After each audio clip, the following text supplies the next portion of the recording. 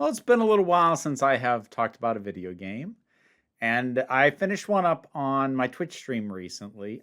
Check out my Twitch stream if you haven't already. Not a lot of folks watch me there, but keeping it on the schedule keeps me actually trying games. But anyways, I played Unpacking, and this was a delightful little game.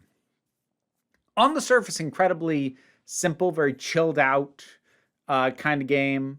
Unlike, say, Spiritfarer, which is also pretty chilled out, at least in terms of its moment-to-moment gameplay. This doesn't quite go for the throat emotionally. Although, if you get into the narrative of it, it can hit you. It did with me. But I'm getting ahead of myself even talking about the narrative to this, because the narrative is very much a background, engage with it if you want to thing. Because the raw gameplay is you are given a room, you are given some boxes, you open the boxes, you take the stuff that is in them, put it in a place that is appropriate, that also feels good to you. You know, stuff to go on the desk, books on the bookshelf, little tchotchkes around the room, what have you. There are certain things that, like, the game will basically not let you proceed. Like, you can't put that there. Like, when you get a little later on and you're unpacking for multiple rooms and you try and put the toilet paper in the kitchen, it's going to be like, no, that doesn't go there, and you know it. So there is, some degree of challenge to it. Insofar as trying to find something that will satisfy the requirements of the level of the room, but at the same time, just building something that you find aesthetically pleasing, assuming you get into it. And I did. And the other thing is, since I mentioned narrative, it fairly sneakily in the background tells a story, because there's a time jump between rooms. You start unpacking a child's room, and then there's a jump forward and you unpack a college dorm room. And then you unpack in an apartment, but it's an apartment that already has a bunch of stuff in it. So clearly you're moving into a situation with roommates. And there's a lot of tiny little details that were really fun to discover as I played through. So, like, for instance, when you move in with the roommates, as I said, there's already a bunch of stuff there. You can't move any of their stuff. So you have to figure out where to put your stuff, not only in new room layouts, but also figure out how do I put it and, like, work around all this stuff that's already here. And also, there's things that you learn about the character that you are playing as well. Little environmental details. There's initial hints that you're probably playing a woman, and that later kind of gets confirmed with some of the other stuff that goes on. But you'll notice certain things that show up and either stop appearing or are always there. Like some of the stuffed animals that recur at each point, or drawing stuff, notepads and colored pencils keep showing up. But then things that, come and go. And what is it that you're going to take with you? Like, there's a mug that seems to be a favorite mug, and you have it for several moves. But then, like, in the last one, it's chipped, and then it doesn't show up in the next move after that. So you presume that it's either something you let go or it finally broke completely. What happened in specific, you don't know, but it's those kinds of little details. And there's other things, like later on, there's like icy hot patches that you unpack in the kitchen, because so obviously you're experiencing some kind of muscle or back pain, and there's like all these sorts of details. But then to come back to sort of how some of the rooms function, I think there were a couple of moments that really hit me. And, like, one was in the final room, and I don't want to say what that one was because it was kind of a spoiler. But one of them happens kind of in the middle, and it was, I might have to do a spoiler section. I'll warn you before I get there. But there was one kind of in the middle that I kind of want to bring up because it was super clever. So you remember how I said, when you move in with the roommates, you can't move any of their stuff.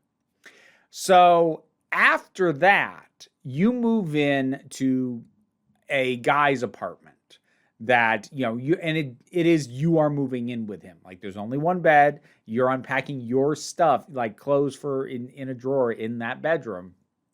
Now, his stuff, you can move around most of it, but not all of it. Specifically, you cannot take down the posters on the wall in the living room. And there isn't a lot of open wall space outside of that room.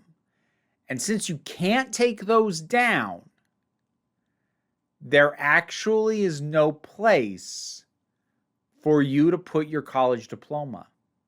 The only viable place that the game lets you put it is in the closet, out of sight.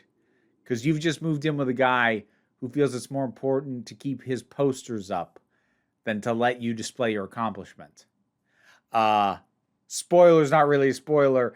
You move out of that, and it's very clear you're no longer with him. And again, just with tiny details, like hammering that point home. And like, there's no dialogue. There's no interaction. The closest you come to seeing characters is there's like some pictures of what you can put up on a cork board or on a fridge with magnets.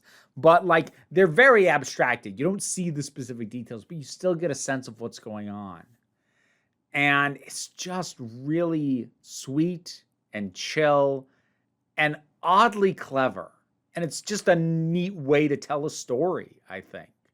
It's obviously not a super detailed story. Well, in a way it is, because how detailed it is comes down to how much do you want to absorb the details of what you're unpacking as you go and the places you move into. So you kind of decide how detailed this is. It's neat. I want to talk spoilers because I want to talk stuff that goes on towards the tail end that I think if you want to play this, you should not know. So there you go. Talking spoilers. It's so weird to say spoilers with a game like this, with the way this narrative is told. But so after you move in with that guy, the next step is to actually move in with your parents. You can tell because you get not only the room layout, but the whole house layout, but you can only enter into rooms that you are unpacking stuff in. So it's clear that there's a whole house, but you're just unpacking in what was clearly once a child's room. And there's that. But then after that, you move into your own place. And again, in terms of storytelling details, remember how I mentioned the icy hot patches, like for pain? There's a cane, because you get an umbrella stand and you put an umbrella in it. Then you unpack a cane. So clearly the person you're playing has developed some mobility issues. Later on, you get a wrist guard, like for carpal tunnel. But there was a tiny thing that I noticed unpacking in this new place that I was like, oh, please. And I had my thought of where it was going, and I wanted to be right, and I was. Unpacking in the bedroom and, going through the clothes and, the underwear drawer, because you've been packing underwear this whole game. There was one pair. It was the last pair that the game pulled out of the box. It was rainbow patterned. It was very kind of Tomboy X, if you know that brand. And I was like, ooh, please? And then the next room layout after that is the same apartment, the one you just moved into, except now you're unpacking someone else's stuff. Someone's moving in with you. And as you unpack it, yes, a woman has moved in with you. And then now I'm going full spoilers. The very last layout, it's the biggest one. It's a house. You move into a house with your wife, and you also get to unpack a baby's room, which choked me up a little to do. But I'll tell you what really caught me off guard and just delighted me deeply. So, couple of things. First, you'll remember I said that, you're always bringing sort of sketchbooks and art supplies, color pencils, brushes, whatever. So clearly there's a passion for art, and that's been going on this character's entire life. Now, when we got to the house and the final thing, amongst other things you've been unpacking books and DVDs and gaming systems, and like characters a little geeky, a little nerdy. Like once you acquire like a D20, I think when you move into the roommate situation, you take that everywhere, and like your gaming systems. But anyways, you've been unpacking books for a while. And so I'm unpacking a box in the office, and I pull out what looks like a picture book, but it's not like a baby book, because like the child's room is like there's like a crib. It's like baby stuff. So it's not a baby book, but it is a picture book. I'm like, oh, that's interesting. And then I pulled another copy of the same book out of the box, and another, and another, and another. And I realized the character I'm playing is now an author. She wrote and illustrated a children's book. These are some of her author copies of the children's book, which is something that is confirmed by other stuff that you unpack. And to feel like I got to see a life and go on a journey with this character who I never see, clearly, and it's just a really cool way to tell a story. It also ends at the right point. Like, this could have done a whole knife twist thing and like kept going and gone so far down the line that like somebody passes away and you move into like a nursing home. Like it could have gone for gut punch. It doesn't. It goes for wonderful settling in, feeling at home, joy. This is a wonderful game, and I'm looking forward to playing it again, just for fun. It's neat. It's a relaxing way to pass time, and it's a really cool way to tell a story. Unpacking. Have you played it? What did you think about it? Whatever your thoughts are, drop something down in the comments. Let's talk about it. Patreon is what pays the bills and allows me to be able to afford these things so that I can then stream them on Twitch, and you can watch me do that and all that stuff. But even if you can't support me on Patreon, like, share, subscribe also help me out. But even if you can't do that, don't worry too much about it. We take a relaxed attitude around here, so just come on back next time you need a break.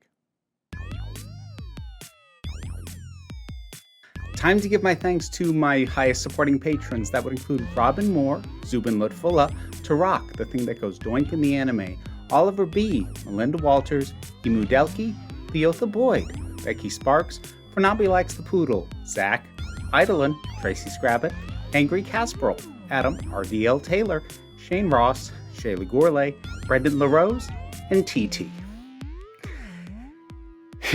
If you want your name said while these guys try and distract me, consider looking at the rewards of my Patreon.